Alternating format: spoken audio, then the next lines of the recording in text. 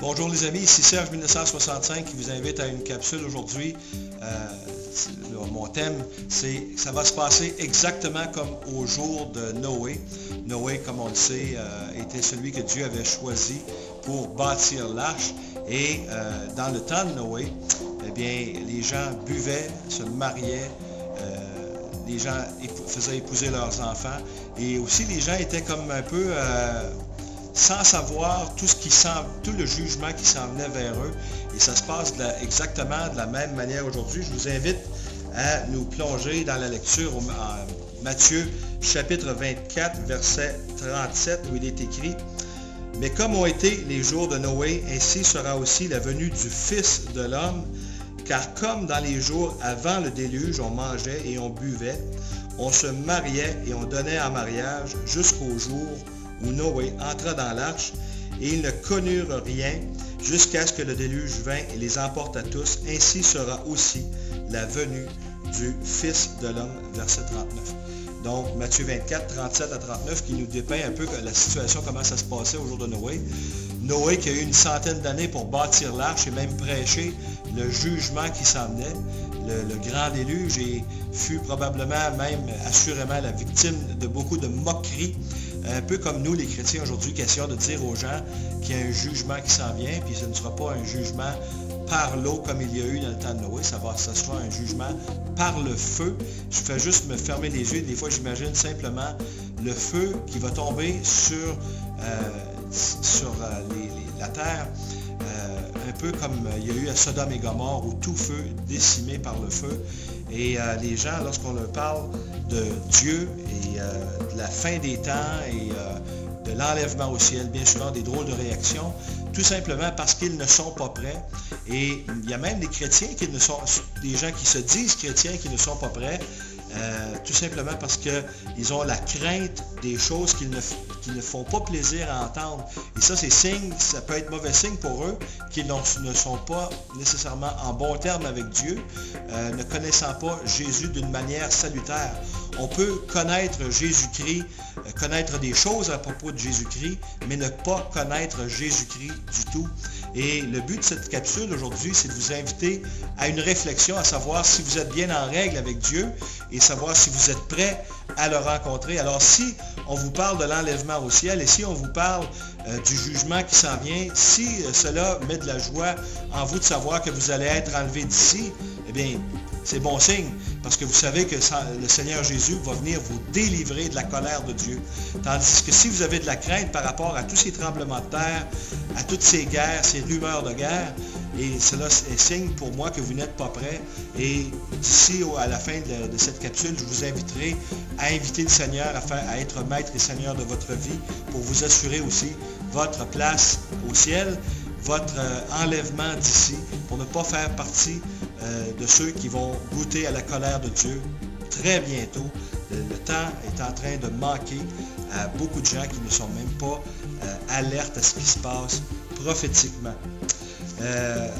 Pour vous parler un petit peu d'actualité aussi, comme ça se passe un peu comme dans les temps de Noé, si on retourne en Genèse chapitre 6, le Seigneur avait du regret d'avoir fait l'homme parce qu'il y a eu des alliances qui ont été faites avec des démons. Il y a eu les fils de Dieu qui ont eu des enfants avec les filles des hommes.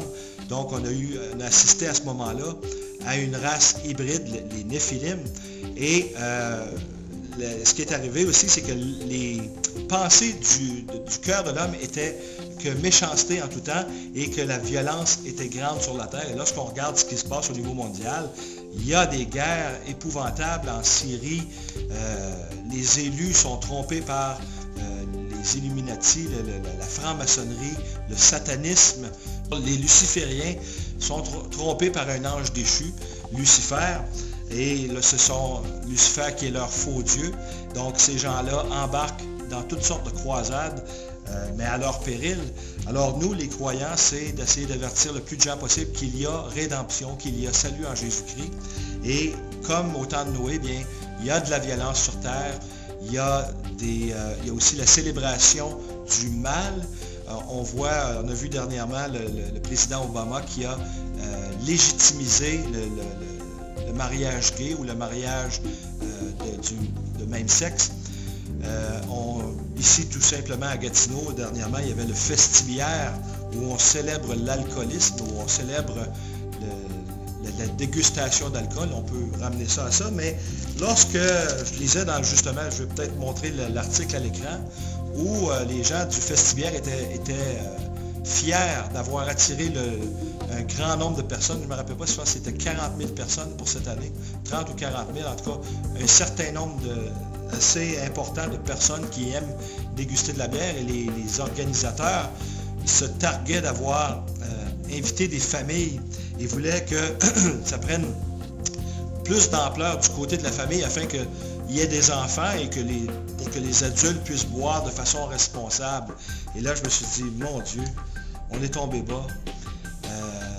Je me dis, s'il faut que les enfants soient là pour que nous soyons capables d'agir de manière responsable et non comme des animaux, eh bien, c'est signe que notre société est malade et a besoin de Jésus-Christ comme jamais. Et malheureusement, il y a 40-50 ans, les gens de ma génération et celle d'avant la mienne avons baissé la garde. Nous avons simplement embarqué dans les voies du monde et nous avons semé des choses terribles. Aujourd'hui, nous en récoltons les fruits. Et donc, on voit, il y a des gens qui sont aux prises avec l'alcool, avec la drogue, la pornographie, le jeu, les gambling, la surconsommation matérielle pour remplir un vide que seul Jésus-Christ peut remplir. Et je vois aussi les étudiants au Québec qui ont fait de l'État leur papa et ils crient à l'injustice à leur papa qui est leur gouvernement. Vous avez la justice que vous voulez. Nous avons les gouvernements que nous méritons. Lorsque le gouvernement est celui à qui nous crions pour notre provision, c'est relatif. Le gouvernement qui était incompétent à nous fournir notre provision. C'est bien plus au Seigneur notre Dieu de nous donner ce que nous avons besoin pour nous vêtir et nous nourrir, si nous avons une relation personnelle avec lui, bien sûr. Si vous ne le connaissez pas, Jésus-Christ, en relation personnelle, c'est bien normal que vous deviez vous fier sur des gouvernements humains incompétents pour vous donner ce que vous avez besoin et même ne pas être capable de vous donner ce que vous avez besoin. Mais il y a aussi un phénomène d'égoïsme à cause du matérialisme qui s'est développé dans notre société moderne où nous voulons tout avoir, les automobiles, les belles maisons, la réussite au travail, le succès dans toutes nos affaires. Mais il faut se rappeler qu'il n'est pas nécessaire de réussir dans la vie. Moi, je dirais qu'il est plus important de réussir sa vie. Et réussir sa vie, ce n'est pas dans les choses de ce monde. Réussir sa vie, c'est trouver la voie du salut, le Seigneur Jésus-Christ, la raison pourquoi nous existons. Et le Seigneur Jésus qui a dit, « Je suis le chemin, la vérité et la vie. Nul ne vient au Père que par moi. » Donc, si vous êtes de ceux qui avaient gobé le mensonge du darwinisme et de l'évolution, si pour vous, il faut simplement avoir un gros party pendant que nous sommes ici, « Have a blast while you last », qu'ils disent en anglais, votre espoir est juste au bout de vos yeux, ça s'arrête là. Parce que pour vous, vous avez accepté que vous êtes un animal et que lorsque vous serez dans la fosse, vous serez avec les vers et qu'après, ça se termine là. Moi, je crois qu'il y a un Dieu qui a tout créé. Ce n'est pas le fruit du hasard que nous sommes ici. C'est-à-dire que l'être humain a un commencement et a une fin sur terre, mais qu'après, il y a l'espoir d'une vie éternelle dans l'âme. L'âme a une suite pour la survie de l'âme, de l'esprit, parce que nous ne sommes pas des êtres simplement matériels, nous sommes des êtres spirituels d'abord, et en besoin de renaître spirituellement à Dieu, parce que nous sommes privés de la gloire de Dieu à cause de la nature pécheresse de l'homme. Et nous avons besoin de nous rapprocher de Dieu pour que lui se rapproche de nous. Ce n'est pas, lui ne nous doit rien, lui nous a créés, mais nous sommes tous rebellés contre lui et contre ses lois, contre ses commandements et contre sa volonté, parce qu'on dit notre Père qui es aux cieux, que ton nom soit sanctifié et que ton règne vienne, que ta volonté soit faite sur la terre comme au ciel. Mais malheureusement, la plupart d'entre nous choisissons prenons les décisions mauvaises de suivre nos propres voies et cela nous rend distants de Dieu parce que lui, sa volonté, ce n'est pas de nous emprisonner. Sa volonté, c'est que nous ayons communion, intimité avec lui, que nous le connaissions en relation personnelle Mais malheureusement, il y a des gens qui pensent que, aussitôt qu'on parle de Jésus-Christ, on parle de religion, mais ce n'est pas le cas. Quand je parle de Jésus-Christ, moi je parle de Dieu. Quand je parle de Jésus-Christ, je parle de vie éternelle. Quand je parle de Jésus-Christ, je parle de rédemption, de salut, être sauvé. Parce que ce que vous voyez autour de vous, ce n'est pas ce que Dieu avait voulu. C'est nous qui sommes responsables des choses que nous faisons à l'homme. Les guerres, ce sont des hommes qui les créent et qui font subir ces guerres à d'autres hommes. Les maladies, c'est le fruit de la malédiction aussi. Ce n'est pas Dieu qui a créé les maladies, c'est nous qui nous sommes rebellés au Jardin d'Éden. Et la malédiction fait en sorte que les arbres dépérissent, les êtres humains dépérissent, et que les animaux s'entretuent.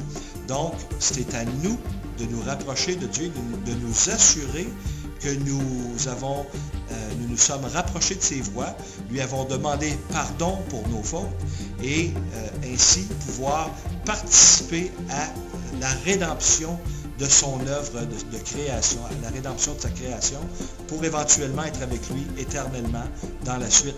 Parce qu'il y a un plan de rachat de Jésus-Christ qui a été fait, qui a été accompli à la croix il y a 2000 ans. Et Jésus revient bientôt, mais ce ne sera pas pour sauver les êtres humains. Et c'est pourquoi il faut prendre une décision rapidement envers Jésus-Christ.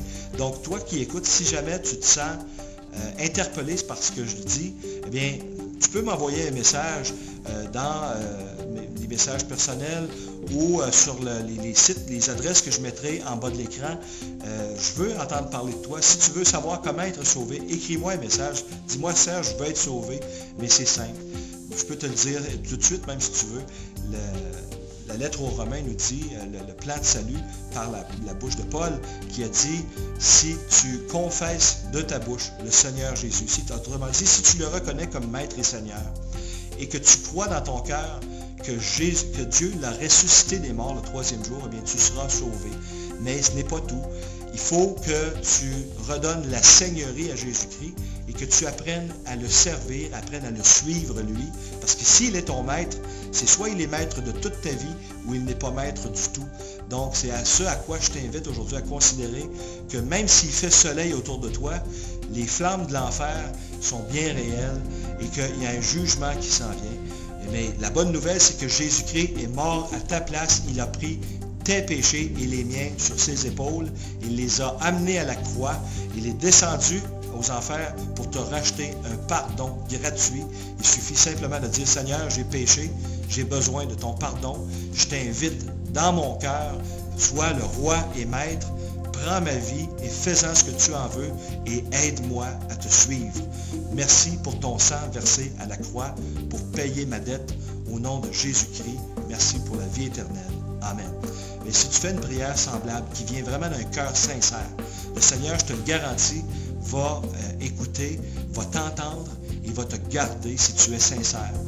Mais maintenant, il faut apprendre à le suivre et ça demande que tu mettes ton nez dans la Bible. Et la plupart des gens ont de la difficulté à ouvrir une Bible. Pourquoi? Parce que dans la Bible, il y a ce qu'il faut faire. C'est-à-dire que le Seigneur nous laisse des instructions pour que nous changions de vie. Se repentir aussi, c'est ça. C'est regretter nos péchés et vouloir s'en détourner pour pouvoir suivre le Seigneur Jésus en relation personnelle. Un peu comme les disciples dans le temps de Jésus, lorsqu'il marchait les plages de Galilée. Ses disciples le suivaient pas à pas. S'il tournait à droite, les disciples tournaient à droite, et s'il tournait à gauche, les disciples tournaient à gauche. Et les disciples le suivaient partout où il allait. Donc le Seigneur Jésus qui nous promet que partout où il ira, son disciple sera lui aussi. Donc il dit aussi qu'il est le bon berger et que ses brebis entendent sa voix. Donc pour entendre sa voix, il faut que tu mettes sa parole dans ton cœur, c'est-à-dire il faut que tu lises la Bible et l'intérioriser, la mettre dans ton cœur pour que le Seigneur puisse te parler et te transformer pour pouvoir avoir une vie qui lui plaît à lui. Donc, c'est un appel à considérer que nous sommes dans un temps qui est semblable au temps de Noé, qu'un jugement s'en vient. Jésus qui est mort à la croix il y a 2000 ans pour nous procurer un salut, mais qui s'en vient bientôt, non pas pour sauver, mais pour tirer vengeance de ses ennemis. Alors, sois sage, mon ami, toi que je ne connais pas. sois sage et invite Jésus-Christ à te sauver immédiatement parce que le temps se raccourcit de minute en minute et de seconde en seconde. D'après les prophéties, Jésus est à la porte. On voit ce qui se passe à Damas en Syrie et c'est signe qu'il y aura l'accomplissement de la prophétie en Ésaïe 17, verset 1. Donc il y aura la destruction totale de Damas en Syrie bientôt. Moi aussi je prie pour que les gens de toute la Syrie soient sauvés, mais je prie pour que toi qui écoutes cette vidéo, le Seigneur veut te parler dans ton cœur. Il cogne à la porte et il frappe et dit, si quelqu'un entend ma voix et qu'il ouvre la porte, eh bien j'entrerai chez lui et je souperai avec lui et lui avec moi. Ça c'est en Apocalypse chapitre 3 verset 20. Donc si tu entends sa voix aujourd'hui, ouvre la porte de ton cœur à Jésus-Christ, invite-le à venir régner dans ton cœur comme roi et maître et tu ne le regretteras pas. C'est une de ses promesses d'ailleurs. Et libre à toi de m'envoyer un petit message personnel avec les adresses qui apparaissent en bas de l'écran. Que le Seigneur vous bénisse tous au nom de Jésus-Christ. Soyez bénis. Amen. À la prochaine.